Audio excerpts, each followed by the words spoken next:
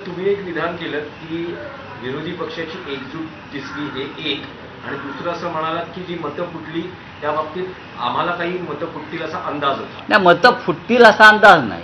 हां काही मतांच्या संदर्भात जो संशय होता, हां आणि हा संशय देशभरातला आहे, तो काय एका राज्यातला नाही ना.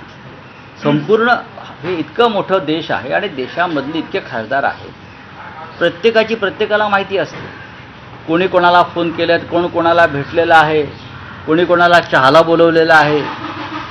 हां, त्यांच्याकडे पेगासिस असेल, आमच्याकडे बरंच काही ॲक्सेस असतात ना. नाही, पण राऊतसाहेब त्यात शिंदे शिवसेनेचे खासदार किंवा नेते असं म्हणतात की महाराष्ट्रातून मतं फुटली आहेत. अजिबात नाही. शिवसेना युबीटीची 5, एनसीपीची 2 असाही दावा केला जातो. नशीब ते शिवसेना माननीय उद्धव ठाकरे पक्षाची 25 मतं फुटली असं बोलत नाही, आणि पवारसाहेबांची 27 मतं फुटली असं बोलत नाही. असं विधान करणाऱ्यांचा मेंदू गुडघ्यात सुद्धा नाही, त्यांना मेंदूच नाही. हे कोण लागून गेलेत आमची मतं फोडणारे? हे तुम्ही निष्ठावंत जे राहिलेत आमच्या पक्षामध्ये ताकदीनं, त्यांचा अपमान करताय सगळ्या.